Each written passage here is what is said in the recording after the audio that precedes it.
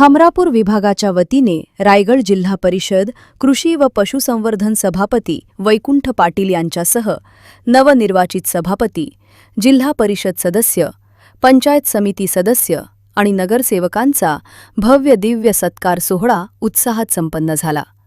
यावेळी उपस्थित मान्यवरांनी विकासाचा संकल्प सोडत जनसेवेची ग्वाही दिली।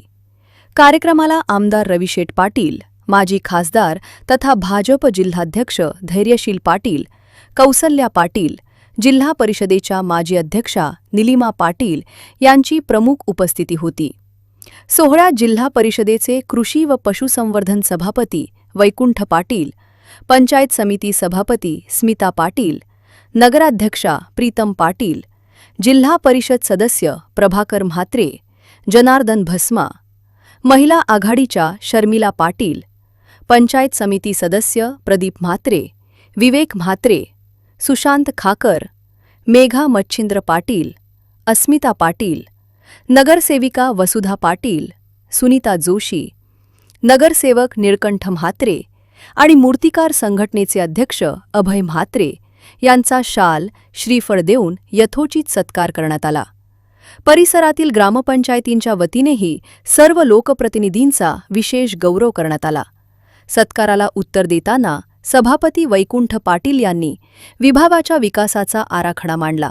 ते म्हणाले की येथे लवकरच प्राथमिक आरोग्य केंद्र उभारण्यात येईल। तसेच विभागात 4 ते 5 स्मार्ट स्कूलचे नियोजन असून पशुवैद्यकीय दवाखाना, रुग्णवाहिका सेवा आणि क्रीडा संकुल उभारण्याचा आमचा मानस आहे। जिल्हा परिषदेच्या माध्यमातून शाळांना भरीव निधी मिळवून दिला जाईल।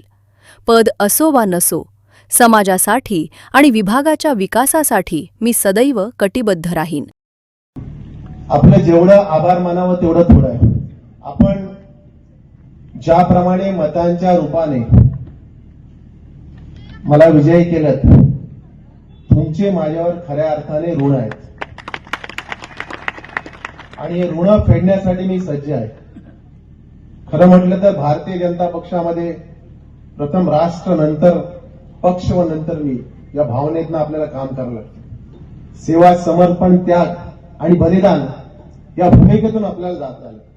अंत्योदयापर्यंत आपली साधना पोहोचत नाही, अंत्योदयापर्यंत जेपर्यंत काम पोहोचत नाही तोपर्यंत आपल्याला काम करावं लागतं। परंतु निश्चितपणे ज्या जिल्हा परिषद सदस्याला निवडून दिलात त्या सदस्याने गेले 4 दिवसामध्ये गेले 15 दिवसामध्ये काय काम केलं ते तुम्हाला सांगतो।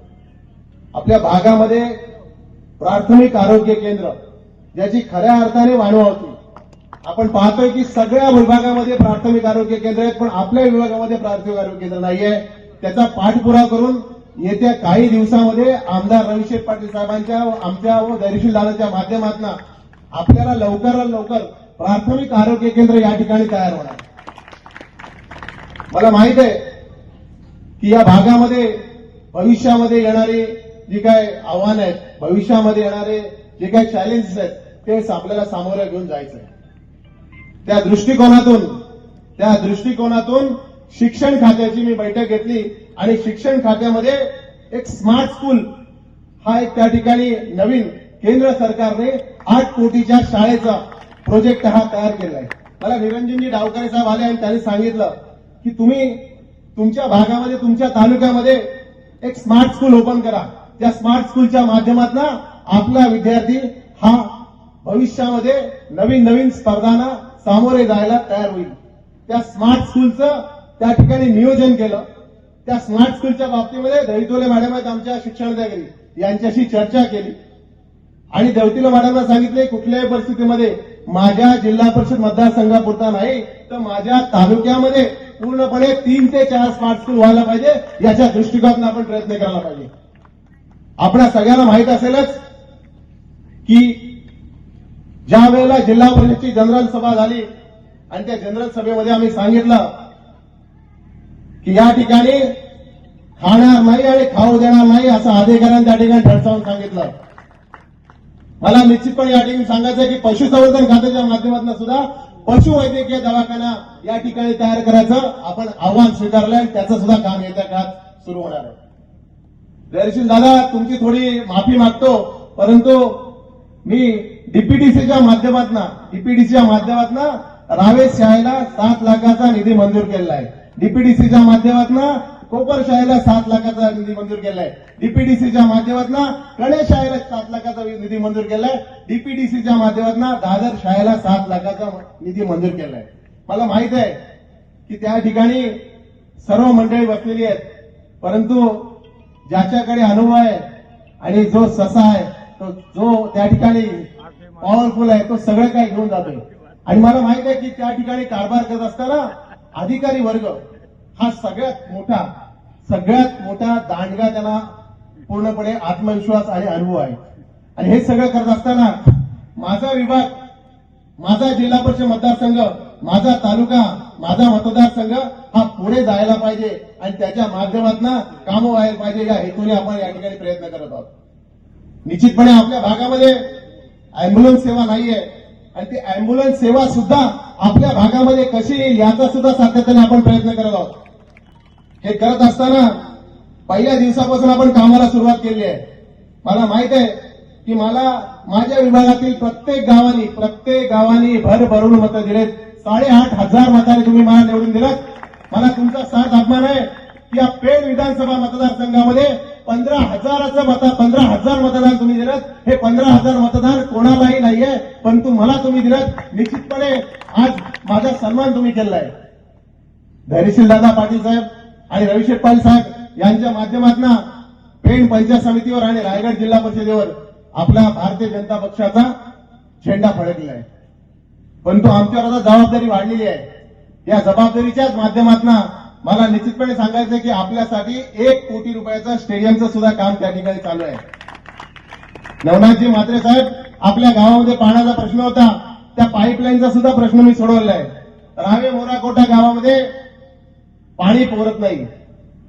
स्मिताताई, आपल्याला माहित असेल, आपण ज्या वेळेला प्रचाराला गेलो त्यावेळेला लोकांनी सांगितलं की आम्हाला पाणी द्या, परंतु त्याची सुद्धा वर्क ऑर्डर काढून ते सुद्धा 35 लाखाचं काम मी त्या ठिकाणी मंजूर केलं आहे. मी सांगायचं गोष्ट एवढीच आहे, मी म्हणजे मी नाहीये, आपण आहात. आपण दिलेले आशीर्वाद, आपण केलेला सत्कार आणि आपला असलेला पाठिंबा याच्या बळावरच मी पुढची शिखरं प्राधान्यित करीत आहे. मला माहित आहे की चॅलेंजेस खूप आहेत. खरं म्हटलं तर काय आता कृषी खात्यातनं काय करणार, पशुसंवर्धनात काय करणार, पण एक लक्षात ठेवा, मला खातं असलं नसलं मला काही फरक पडत नाही. पद असलं नसलं मला काही फरक पडत नाही. पदाने माणूस मोठा होत नाही, कामाने मोठा होतो. आणि मला माहित आहे की ज्या समाजाने मला पुढे केले त्या समाजासाठी अविरतपणे काम करत राहणार आणि त्या समाजासाठी झिजणार आणि समाजासाठी मारणार. आणि म्हणूनच मी सांगतोय की तुमचा सगळ्यांचा जो काय आज सत्काराचा कार्यक्रम आहे त्या कार्यक्रमाच्या निमित्ताने मला दिलेलं प्रेम, हे प्रेम असंच राहू द्या.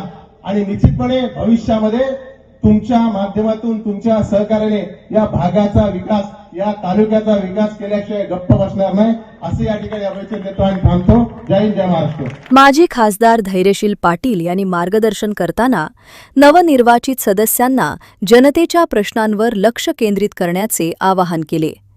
जनतेनं विश्वासानं दिलेली जबाबदारी पार पाडताना जनहित सर्वोपरी ठेवावे, असे ते म्हणाले.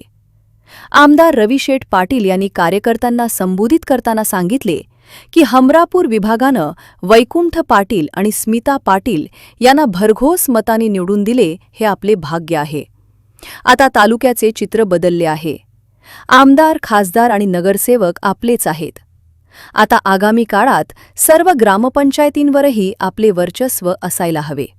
पंचायत समिती सभापती स्मिता पाटील यांनी उपस्थितांचे आभार मानले. हा कार्यक्रम यशस्वी करण्यासाठी नितीन मोकल, पेड मंडळ अध्यक्ष विजय पाटील आणि हमरापूर विभागातील भाजप कार्यकर्त्यांनी विशेष परिश्रम घेतले. जनोदयकरिता विनायक पाटील, पेण.